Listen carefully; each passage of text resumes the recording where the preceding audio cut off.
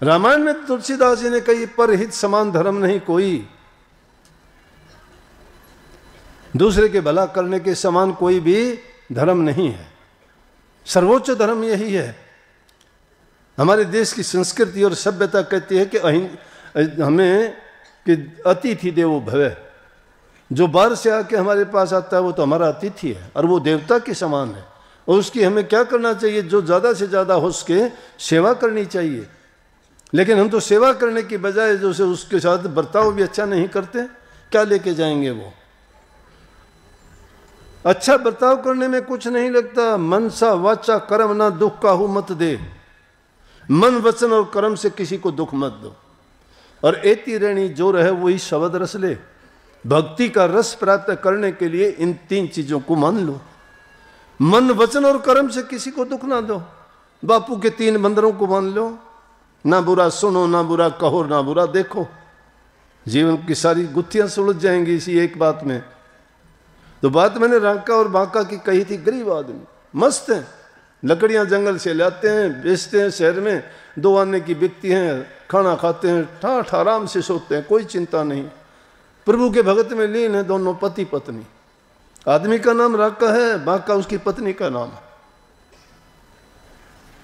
एक दिन लक्ष्मी कहने लगी कि प्रभु विष्णु भगवान से, क्या आप भी बड़े वो हो? बोला कि निष्ठुर हो, बहुत कृपण हो। बोला क्या बात? बोला कि आपके भक्त हैं बेचारे दोनों, और कभी कभी तो भूखा सोना पड़ता है, कितना कष्ट उठाना पड़ता है, कितना आपको याद करते हैं। सच्चे हैं बेचारे, भक्ति करते हैं, किसी का कुछ, किसी रास्ते में बाधा नहीं, किसी को दुख नहीं देते, और फिर भी उनकी ये हालत। उनको कम से कम 2 रोटी तो मिलनी चाहिए। परमात्मा भी कहता है कि अरे मैं तो कुछ का कुछ दे दूं मेरे भक्तों को, कभी मैं दुखी नहीं होने देता। लेकिन क्या करूं, वो लेना नहीं चाहते। बोले नहीं, आप देना नहीं चाहते। बोले अच्छा कल दिखाता हूं। अगले दिन क्या किया, मोहरों की थैली भरी, और जहां से वो जंगल में जाते थे वो रास्ते में मोहरों की थैली डाल दी, बखेर दी मोहरें। और आगे जंगल की लकड़ियां थी, सारी की सारी सूखी लकड़ियां बीन के गठड़ी बांध के रख दी कि ले ये भक्तों के लिए कर दिया। आज उनको ज़्यादा घूमना फिरना ढूंढना नहीं पड़ेगा, लकड़ियां मिलेंगी, गट्ठर उठाएंगे ले जाएंगे। रास्ते में उनको मोर डाल दिए हैं, देख लेना आप तो। और रास्ते में जहाँ मोरें बखेरी थी, एक झोंपड़े में दोनों जने, लक्ष्मी जी और विष्णु भगवान, दोनों छिप के देखने लगे कि देखते हैं क्या करते हैं। तो आगे आगे रांका चल रहा था, पीछे पीछे बांका थी, 10-20 गज पीछे थी वो। रांका जब आया और रास्ते में मोरें देखी, उसने पीछे की तरफ देखा अपनी पत्नी की ओर, कि और तो जाती है कभी लालच में ना आ जाए, क्योंकि माया को देख के हर आदमी लालच में आ जाता है। उसका स्वरूप ऐसा है, उसको जो भी देखता है वो नहीं देखता ये किसकी मोहरें होंगी, वो दुखी होगा सुखी होगा, किसके गिरे नहीं। मन कभी कभी कहता है किसी की होंगी, बेचारे का सब कुछ उसने ये खो दिया हुआ। लेकिन दूसरी बात मन कहता है मैंने कोई बुरा थोड़ा किया, मैंने चोरी थोड़ी की है, मुझे तो अपने आप मिली है, मैं नहीं उठाऊंगा कोई और उठा लेगा। क्या लगता है इसमें, मैंने तो किसी को दुख तो दिया नहीं, ना तो ये चोरी है ना किसी सीना चोरी है, तो इसमें हर्ज क्या है, ले लेता हूँ। उठा लेते हैं ऐसे करके, मतलब लूट लिया माया ने। माया तो ठगनी वही ठगत फिरे सब देश, ये ठग लेती है माया सब देश को। लेकिन जिस ठगनी को ठगे उस ठग को आदेश। इस ठगनी को जो ठग लेता है उसको आदेश करो, और वो कौन होता है? सतगुरु। उससे ये ठगनी डरती है। कबीर साहब ने कही ठगनी क्या ना झमकावे तेरे कबीर हाथ नहीं आवे। क्योंकि कई बार कबीर साहब के सामने भी इसने बड़ी नैना झमकाई। नैना झमकाने का मतलब इसी प्रकार से उसके रास्ते में अनेक ऐसी उसने कोशिश की कि कबीर साहब भी भटक जाएं। कबीर साहब नहीं भटके, बल्कि उसका स्वरूप समझ गए और जान गए। जिसका विवेक जाग जाता है, जिसके वो ज्ञान के चक्षु खुल जाते हैं, जो आदमी भक्ति के रास्ते पे चलता है, जिसका मन पवित्र हो जाता है, उसको समझने में देर नहीं लगती। बुराई भलाई जो कुछ होता है उसके सामने आ जाती है। उसके सामने छिपाते हो तो भी उसके सामने वो प्रकट हो जाती है। तो कबीर साहब ने तो जान लिया उसको कि देखो माया क्या ठगने के लिए परपंच रचती है। जब बोले ठगनी क्या ने ना झमकाओ तेरे कबीर हाथ नहीं आ। तो ठगनी माया है ये, और ये माया पाप का घर है। ये जिसको मिल जाती है उसी की बुद्धि भ्रष्ट हो जाती है। कबीर साहब कहते हैं कनक कनक ते सो गुनी मादकता अधिकाए वो खाए बोराए हर वो पाए बोरात।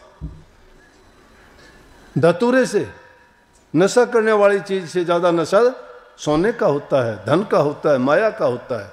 वो तो खाने से इंसान पागल होता है, लेकिन उसके तो मिलने से ही, उसको तो खाने से पागल होगा और उसको मिलने से जेब में जाते ही पागल हो जाता है।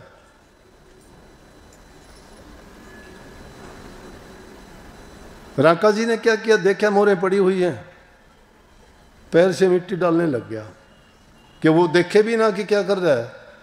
लेकिन वो कहाँ रुकने वाली थी, भगत की भगत नहीं थी, उसी की पत्नी थी, एक ही घर में रहते थे, दोनों के विचार एक जैसे थे, दोनों भक्ति के मार्ग पर चले हुए थे, दोनों की रूह बड़ी पाक साफ पवित्र थी, दोनों की सोच एक जैसी थी। ऐसा पवित्र जीवन हो, उसके सामने क्या छिपाओगे। उसने देख लिया, उसने मोरों को भी देख लिया और मिट्टी डालते हुए भी देख लिया। जब पास में गई, बोले क्या कर रहे थे आप? बोला कुछ नहीं, मैं तो। बोला मिट्टी पे मिट्टी डालने से क्या फायदा? बोला मेरे से मैं समझा कि आप औरत जाती हो, कभी इनके चक्कर में पड़ के लालच में ना आ जाओ। बोला आप भी कमाल करते हो, मिट्टी पे मिट्टी डाल रहे हो। मतलब उसने माया को मिट्टी कहा कि मेरी नज़र में इसकी कोई कीमत नहीं है, आपने गलत समझ लिया। राका जी बोले कि वाह भाई वाह, बात बड़ी बाकी कही तूने। उस दिन के बाद में उसका नाम बांका पड़ गया, पहले और ही नाम था। उसकी पत्नी का नाम उस दिन के बाद में बोला कि बड़ी बाकी सोच है तेरी तो। मतलब हम कहते थे ना कई बार कि बड़ी टेढ़ी सोच है, टेढ़ी और बाकी एक ही चीज़ है। वो बोले कि बड़ी बाकी सोच है तेरी। उस दिन के बाद में नाम बांका पड़ गया। आगे गए, आगे जा के देखते हैं सूखी लकड़ियाँ बंडल बंधे पड़े हैं। बोला कि और देख लक्ष्मी दिखाऊं आपको? बोले कि हाँ। देखने लगे, देख के हैरान हो गए। सूखी लकड़ियाँ जितनी भी थी जंगल में पेड़ों से टूट के नीचे गिरी हुई उठाते थे।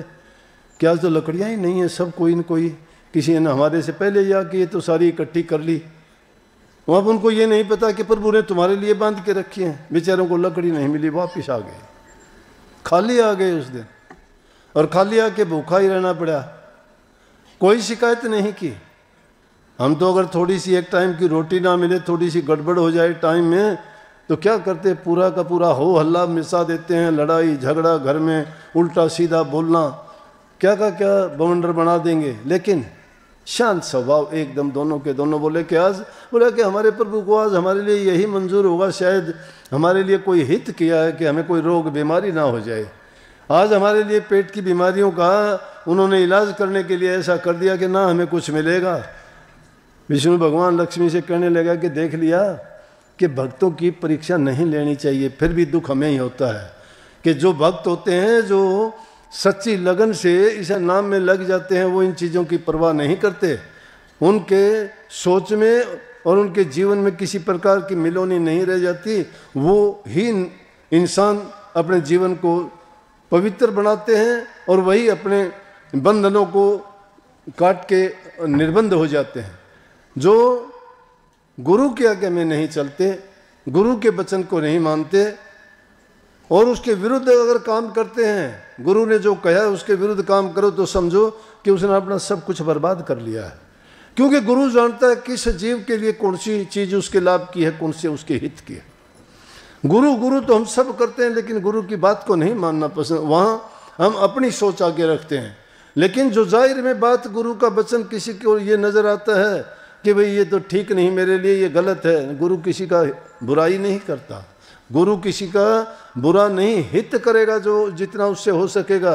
लेकिन उसके करने में तरीका कुछ भी होगा, लेकिन शिष्य के लिए हमेशा हितकारी होगा। वो शिष्य तो अपने लालच के कारण उसको नहीं समझ पाता है, क्योंकि उसके सामने उसका स्वार्थ होता है।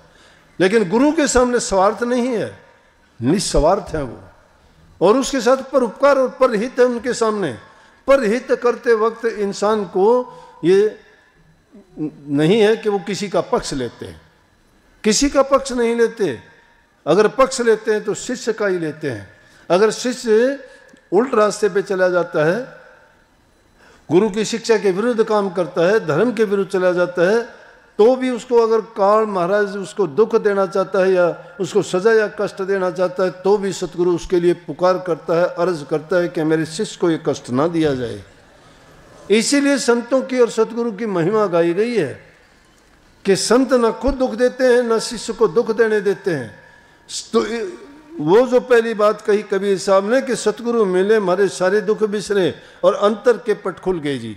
अंतर के पट खुलने का मतलब है कि हमारी ज्ञान की आंख खुल गई है, उससे जो अंधकार मिटा, हृदय में रोशनी प्रकाश चांदना हो गया, कोटि भान उजियारा हो गया।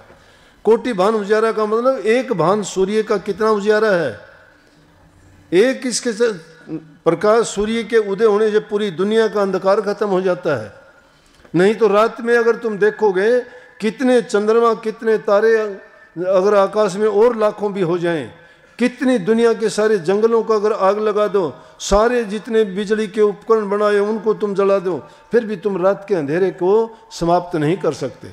लेकिन सूर्य उदय होते ही सब का सब अंधेरा गायब हो जाता है। इसीलिए कबीर साहब कहते हैं हमारे हृदय रूपी इस मकान में जब सूर्य गुरु रूपी ज्ञान का जब प्रकाश हो जाता है तो कोटि भान के बराबर प्रकाश है वो सब अंधकारों को मिटा देता है। अंधकार का मतलब अज्ञान भी है, पाप कर्म भी है, दुष्कर्म भी है।